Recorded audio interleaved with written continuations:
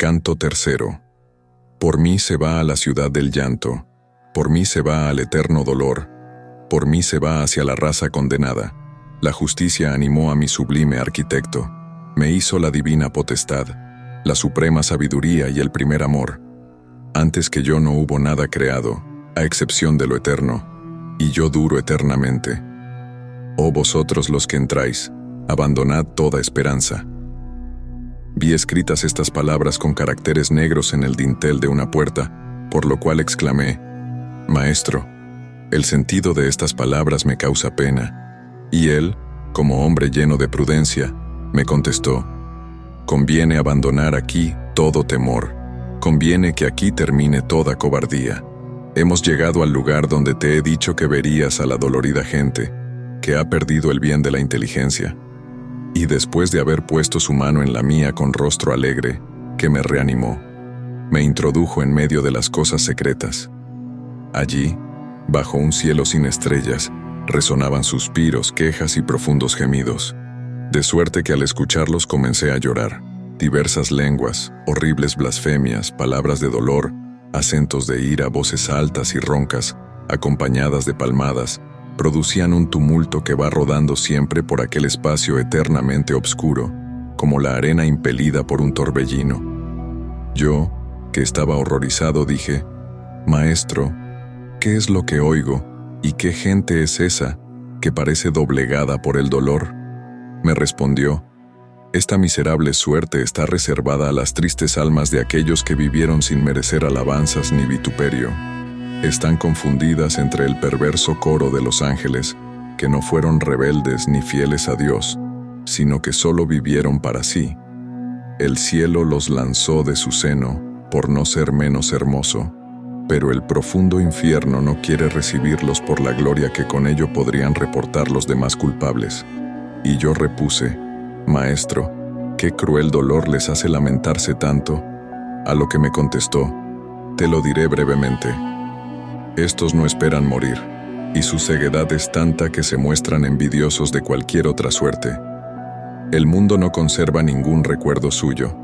La misericordia y la justicia los desdeñan. No hablemos más de ellos. Míralos y pasa adelante. Y yo, fijándome más, vi una bandera que iba ondeando tan deprisa, que parecía desdeñosa del menor reposo. Tras ella venía tanta muchedumbre, que no hubiera creído que la muerte destruyera tan gran número. Después de haber reconocido a algunos, miré más fijamente, y vi la sombra de aquel que por cobardía hizo la gran renuncia. Comprendí inmediatamente, y adquirí la certeza de que aquella turba era la de los ruines que se hicieron desagradables a los ojos de Dios y a los de sus enemigos. Aquellos desgraciados, que no vivieron nunca, estaban desnudos, y eran molestados sin tregua por las picaduras de las moscas y de las avispas que allí había, las cuales hacían correr por su rostro la sangre, que mezclada con sus lágrimas, era recogida a sus pies por asquerosos gusanos. Habiendo dirigido mis miradas a otra parte, vi nuevas almas a la orilla de un gran río, por lo cual dije: Maestro, dígnate manifestarme quiénes son, y por qué ley parecen esos tan prontos a atravesar el río, según puedo ver a favor de esta débil claridad. Y él me respondió: te lo diré cuando pongamos nuestros pies sobre la triste orilla del Aqueronte.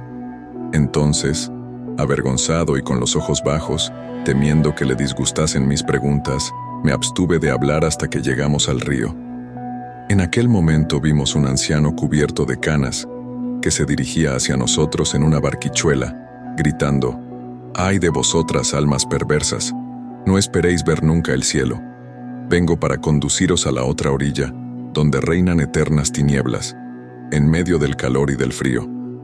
Y tú, alma viva, que estás aquí, aléjate de entre esas que están muertas. Pero cuando vio que yo no me movía, dijo: llegarás a la playa por otra orilla, por otro puerto, mas no por aquí. Para llevarte se necesita una barca más ligera.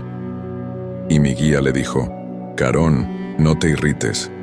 Así se ha dispuesto allí donde se puede todo lo que se quiere, y no preguntes más. Entonces se aquietaron las velludas mejillas del barquero de las lívidas lagunas, que tenía círculos de llamas alrededor de sus ojos. Pero aquellas almas, que estaban desnudas y fatigadas, no bien oyeron tan terribles palabras, cambiaron de color, rechinando los dientes, blasfemando de Dios, de sus padres, de la especie humana, del sitio y del día de su nacimiento, de la prole de su prole y de su descendencia. Después se retiraron todas juntas, llorando fuertemente, hacia la orilla maldita en donde se espera a todo aquel que no teme a Dios. El demonio Carón, con ojos de ascuas, haciendo una señal, las fue reuniendo, golpeando con su remo a las que se rezagaban, y así como en otoño van cayendo las hojas una tras otra, hasta que las ramas han devuelto a la tierra todos sus despojos. Del mismo modo los malvados hijos de Adán se lanzaban uno a uno desde la orilla, a aquella señal, como pájaros que acuden al reclamo. De esta suerte se fueron alejando por las negras ondas, pero antes de que hubieran saltado en la orilla opuesta, se reunió otra nueva muchedumbre en la que aquellas habían dejado. «Hijo mío», me dijo el cortés maestro, «los que mueren en la cólera de Dios acuden aquí de todos los países y se apresuran a atravesar el río, espoleados de tal suerte por la justicia divina, que su temor se convierte en deseo. Por aquí no pasa nunca un alma pura, por lo cual, si Carón se irrita contra ti, ya conoces ahora el motivo de sus desdeñosas palabras». Apenas hubo terminado, tembló tan fuertemente la sombría campiña, que el recuerdo del espanto que sentí aún me inunda la frente de sudor. De aquella tierra de lágrimas salió un viento que produjo rojizos relámpagos, haciéndome perder el sentido y caer como un hombre sorprendido por el sueño. Canto cuarto. Interrumpió mi profundo sueño un trueno tan fuerte que me estremecí como hombre a quien se despierta a la fuerza. Me levanté y dirigiendo una mirada en derredor mío, fijé la vista para reconocer el lugar donde me hallaba. Vime junto al borde del triste valle, abismo de dolor en que resuenan infinitos ayes, semejantes a truenos. El abismo era tan profundo, obscuro y nebuloso, que en vano fijaba mis ojos en su fondo, pues no distinguía cosa alguna. «Ahora descendamos allá abajo al tenebroso mundo», me dijo el poeta muy pálido. «Yo iré el primero, tú el segundo». Yo, que había advertido su palidez, le respondí: «¿Cómo he de ir yo, si tú, que sueles desvanecer mis incertidumbres, te atemorizas?» Y él repuso: «La angustia de los desgraciados que están ahí abajo refleja en mi rostro una piedad que tú tomas por terror. Vamos, pues, que la longitud del camino exige que nos apresuremos». Y sin decir más, penetró y me hizo entrar en el primer círculo que rodea el abismo. Allí, según pude advertir, no se oían quejas, sino solo suspiros que hacían temblar la eterna bóveda y que procedían de la pena sin tormento de una inmensa multitud de hombres, mujeres y niños. El buen maestro me dijo: «¿No me preguntas qué espíritus son los que estamos viendo? Quiero pues que sepas, antes de seguir adelante, que estos no pecaron, y si contrajeron en su vida algunos méritos, no es bastante, pues no recibieron el agua del bautismo, que es la puerta de la fe que forma tu creencia. Y si vivieron antes del cristianismo, no adoraron a Dios como debían. Yo también soy uno de ellos. Por tal falta, y no por otra culpa, estamos condenados, consistiendo nuestra pena en vivir con el deseo sin esperanza». Un gran dolor afligió mi corazón cuando oí esto, porque conocí personas de mucho valor que estaban suspensas en el limbo. «Dime, maestro y señor mío», le pregunté para afirmarme más en esta fe que triunfa de todo error, ¿alguna de esas almas ha podido, bien por sus méritos o por los de otros, salir del limbo y alcanzar la bienaventuranza? Y él, que comprendió mis palabras encubiertas y obscuras, repuso: «Yo era recién llegado a este sitio, cuando vi venir a un ser poderoso, coronado con la señal de la victoria. Hizo salir de aquí el alma del primer padre, y la de Abel su hijo, y la de Noé, la del legislador Moisés, tan obediente, la del patriarca Abraham, y la del rey David. A Israel, con su padre y con sus hijos, y a Raquel por quien aquel hizo tanto, y a otros muchos, a quienes otorgó la bienaventuranza. Pues debes saber que, antes de ellos, no se salvaban las almas humanas. Mientras así hablaba, no dejábamos de andar, pero seguíamos atravesando siempre la selva, esto es, la selva que formaban los espíritus apiñados. Aún no estábamos muy lejos de la entrada del abismo, cuando vi un resplandor que triunfaba del hemisferio de las tinieblas. Nos encontrábamos todavía a bastante distancia, pero no a tanta que no pudiera yo distinguir que aquel sitio estaba ocupado por personas dignas. Oh tú, que honras toda ciencia y todo arte, ¿quiénes son esos, cuyo valimiento debe ser tanto, que así están separados de los demás? Y él a mí. La hermosa fama que aún se conserva de ellos en el mundo que habitas, les hace acreedores a esta gracia del cielo, que de tal suerte los distingue. Entonces oí una voz que decía: honrad al sublime poeta, regresa su sombra que se había separado de nosotros. Cuando cayó la voz, vi venir a nuestro encuentro 4 grandes sombras, cuyo rostro no manifestaba tristeza ni alegría.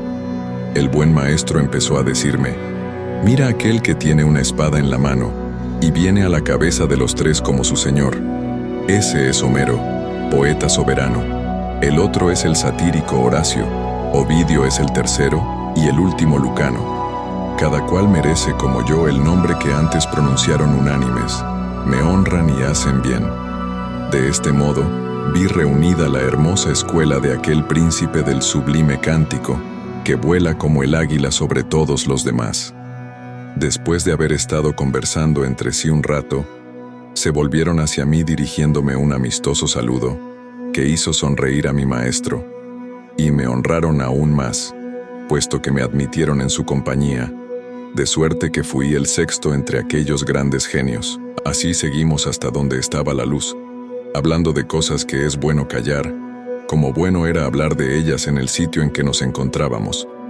Llegamos al pie de un noble castillo, rodeado 7 veces de altas murallas, y defendido alrededor por un bello riachuelo. Pasamos sobre este como sobre tierra firme, y atravesando 7 puertas con aquellos sabios, llegamos a un prado de fresca verdura. Allí había personajes de mirada tranquila y grave, cuyo semblante revelaba una grande autoridad. Hablaban poco y con voz suave. Nos retiramos luego hacia un extremo de la pradera, a un sitio despejado, alto y luminoso, desde donde podían verse todas aquellas almas. Allí, en pie sobre el verde esmalte, me fueron señalados los grandes espíritus cuya contemplación me hizo estremecer de alegría. Allí vi a Electra con muchos de sus compañeros, entre los que conocí a Héctor y a Eneas. Después, a César, armado, con sus ojos de ave de rapiña. Vi en otra parte a Camila y a Pentesilea, y vi al rey latino, que estaba sentado al lado de su hija Lavinia. Vi a aquel Bruto, que arrojó a Tarquino de Roma, a Lucrecia también, a Julia, a Marcia y a Cornelia, y a Saladino, que estaba solo y separado de los demás. Habiendo levantado después la vista, vi al maestro de los que saben, sentado entre su filosófica familia. Todos le admiran, todos le honran. Vi además a Sócrates y Platón, que estaban más próximos a aquel que los demás.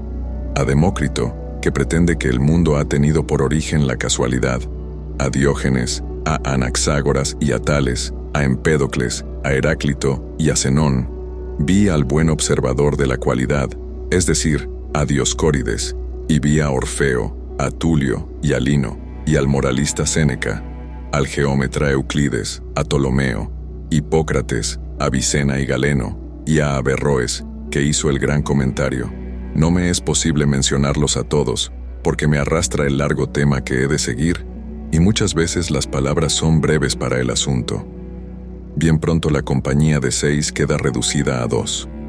Mi sabio guía me conduce por otro camino fuera de aquella inmovilidad, hacia una aura temblorosa, y llego a un punto privado totalmente de luz.